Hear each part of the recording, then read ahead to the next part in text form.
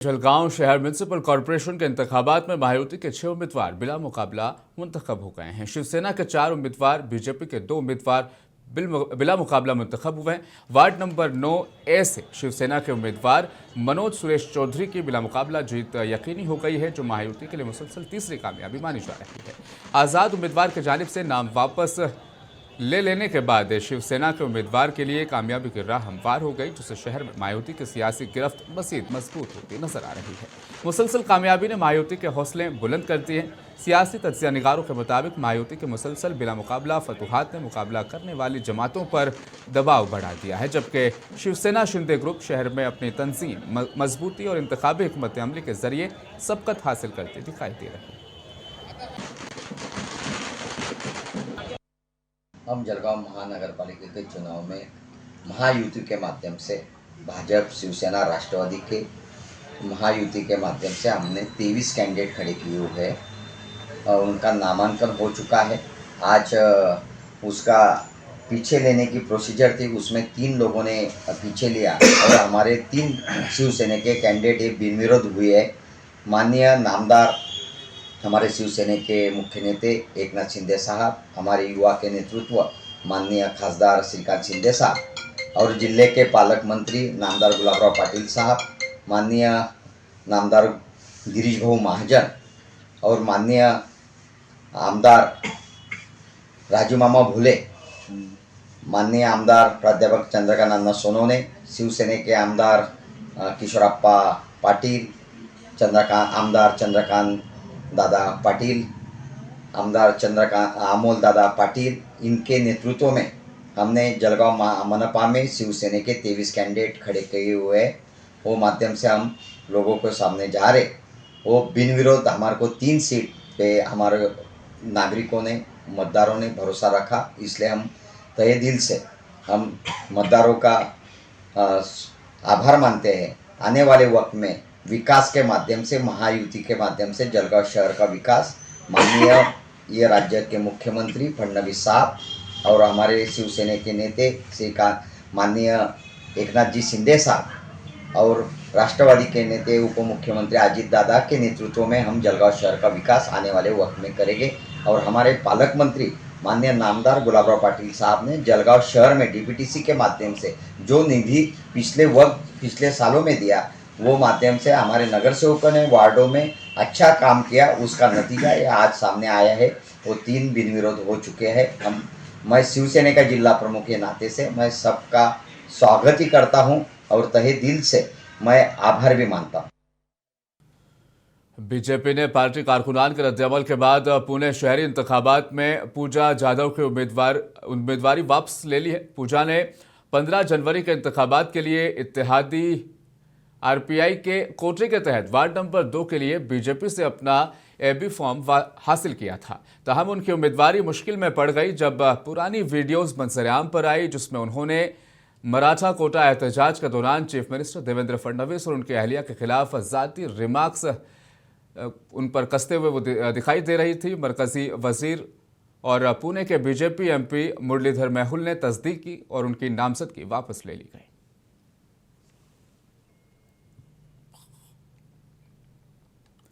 Bullet train मंसूबे के सिमत एक और बड़ी पेशरफ्त सामने आई है। रेलवे वजीर अश्विनी वैष्णव ने महाराष्ट्र के पालघर जिले में बुलेट ट्रेन प्रोजेक्ट के तहत 1.5 किलोमीटर तवील पहाड़ी सुरंग के आखिरी ब्रेक थ्रू का वर्चुअली मुशाहिदा उन्होंने किया। रेलवे वजारत के मुताबिक यह पालघर की तवील तरीन सुरंगों में से एक है और महाराष्ट्र में बुलेट ट्रेन मंसूबे की दूसरी बड़ी सुरंग कामयाबी वहां पर बताई जा रही है। 508 किलोमीटर तवील Mumbai Ahmedabad high speed rail मंसूबा भारत का वाहिद बुलेट ट्रेन प्रोजेक्ट है, जिसे जापान के तकनीकी और माली ताउन से मुकम्मल किया जा रहा है। इस मंसूबे के तहत ट्रेनें 320 किलोमीटर फी घंटा की रफ्तार पर चलेंगी और मुंबई से अहमदाबाद का सफर महज 2 घंटे 17 मिनट में तय किया जा सकेगा।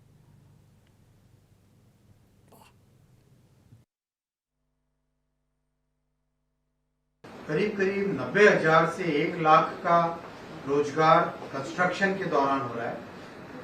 करीब 90,000 लोगों को रोजगार कंस्ट्रक्शन के दौरान मिल रहा है, लगातार मिल रहा है। और कंस्ट्रक्शन के बाद में जब ऑपरेशन होगा इसका, तब भी इसमें रोजगार में देखो, बुलेट ट्रेन प्रोजेक्ट को हमें देखना चाहिए इकोनॉमीज को इंटीग्रेट करने वाला। जब ये प्रोजेक्ट कंप्लीट हो जाएगा और इसमें फुल स्केल पर चलेगा, तब मुंबई से अहमदाबाद 1 घंटे 58 मिनट में पहुंचे। 1 घंटे 58, 2 घंटे से कम। और बीच में जितने शहर हैं, मान लो सूरत है, बड़ौदा है, सूरत बड़ौदा से अहमदाबाद या मुंबई जाना 1 घंटे से या 1 घंटे से कम का समय। तो प्रैक्टिकली वो शहर आपस में जुड़ गए। मरकजी वजीर पीयूष गोयल ने दावा किया है कि बीएमसी चुनाव में महायुति कामयाब होगी। उन्होंने कहा कि इत्तेहाद पार्टियां मिलकर अपने उम्मीदवार की कामयाबी के लिए जोर शोर से मुहिम चला रही हैं।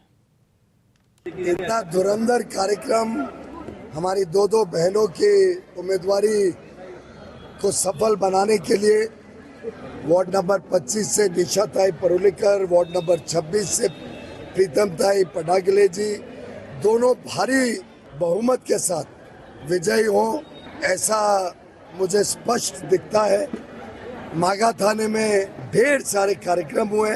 भारतीय जनता पार्टी और शिवसेना ने मिलकर एक नाथ शिंदे गुट में और आरपीआई श्री आठवले जी की पार्टी ने, तीनों ने मिलकर पूरा जोर लगाया है मागा थाने के उज्जवल भविष्य के लिए हमारी दोनों बहनों को। म्यूनिसिपल इंतखाबात में महायुति उम्मीदवारों के बिला मुकाबला जीत पर शिवसेना लीडर शाइना एनसी ने खुशी का इजहार किया। उन्होंने कहा कि सिर्फ ट्रेलर है, पिक्चर अभी बाकी है। इससे पता चलता है कि लोगों में महायुति पर एतमाद बरकरार है। 21 candidates have already been elected unopposed. This is just a trailer. The film is yet to be seen. It shows you that people have reposed their faith in the Mahayuti, and the Mahavinash Aghadi, or the erstwhile Mahavinash Aghadi, did not even have candidates. For instances, in Kalyan Dombivli, 3 women candidates have been elected unopposed. If you take a situation where you've had so many candidates that did not even have candidates put up, whether it's in Dhule or whether it is in Kirit Somaya's own constituency, where the BJP does not even have a candidate in front. So I think that this is just a trailer. Abhi picture baki hai.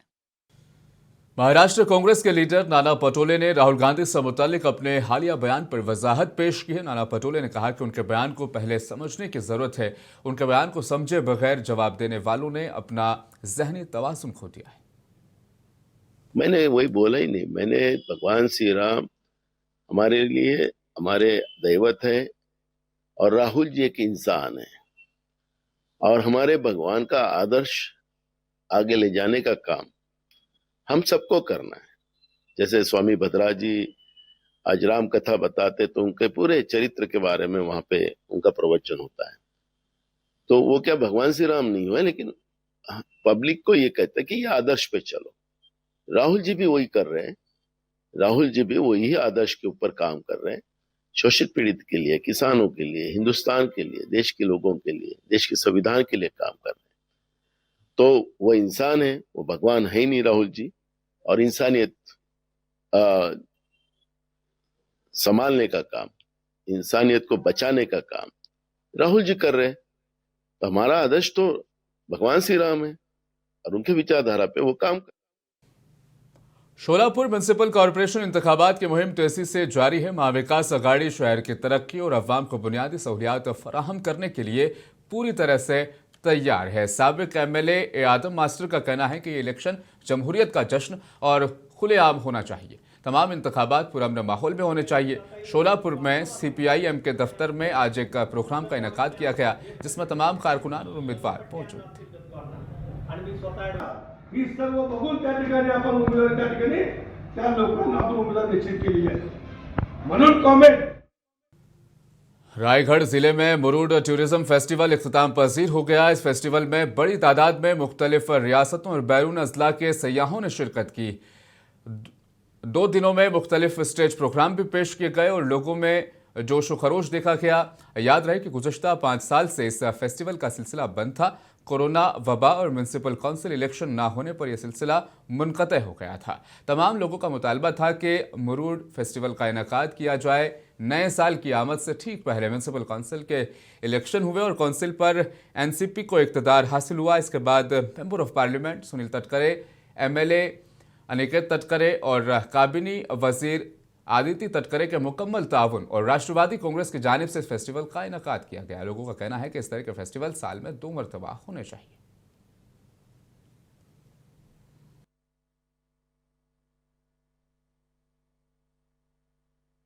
आप सबको नए साल की बधाइयाँ देती हूँ, शुभकामनाएं देती हूँ।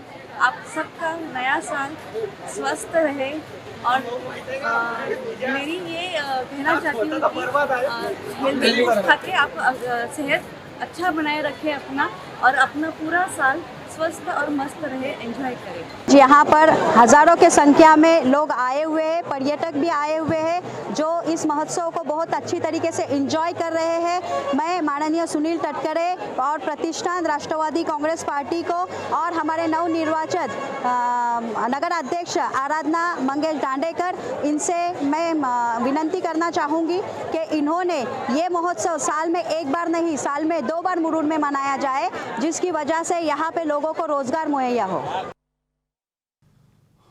मराठा रिजर्वेशन के जहदकार मनोज जारंगे पाटिल ने शिरडी में साईं बाबा समाधि के दर्शन किए। दर्शन के बाद मनोज जारंगे पाटिल फौरन पुणे के लिए रवाना हो गए। मराठा रिजर्वेशन के ताल्लुक से बात करते हुए जारंगे पाटिल ने कहा कि समाज ने वजीर आला फडणवीस और विखे पाटिल पर भरोसा किया है। त्यांच्या चरणी साकडं घातले, शेतकरी प्रचंड अडचणीत आहे, त्याबाबतही साकडं घातले आणि नवीन वर्षाचं दर्शन घेतलं. आता नवीन वर्ष नाही पण म्हणायचं आता इंग्रजी काळातलं नवीन वर्ष आणि धर्मातलं नवीन वर्ष, तर 2 गफलत या. मराठा आरक्षणाचा काय होईल, पुन्हा करावं लागेल काय वाटत नाही, पुन्हा आंदोलन करावं लागेल असं वाटत नाही, कारण जबाबदारी विखे पाटील साहेबांनी घेतलेली, त्यामुळे समाजाने त्यांच्यावरती विश्वास ठेवलेला आहे, मुख्यमंत्र्यावरती विश्वास ठेवलेला आहे की मराठवाड्याचा जे आर निघालाय आणि त्या पद्धतीनं सगळं कामकाज होईल असं त्यांच्याकडून सांगणं. प्रत्येक वेळेस समाजानं 70-80 वर्ष नव्हतं, विश्वास ठेवणं सुद्धा तेवढंच गरजेचं आहे म्हणून आम्ही विश्वास ठेवला.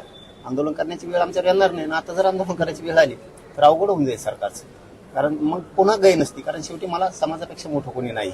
पण आज माझ्या पुढे सगळ्यात मोठा प्रश्न आता एक अचानक उभा राहिलाय. मी तिकडे अर्जंटमध्ये चाललोय, म्हणजे मी सगळे आता पुढचे दौरे अचानक रद्द केलेत आता, आणि मी आता अर्जंट पुण्याला चाललो की 1-1.5 लाख पोरांचा विषय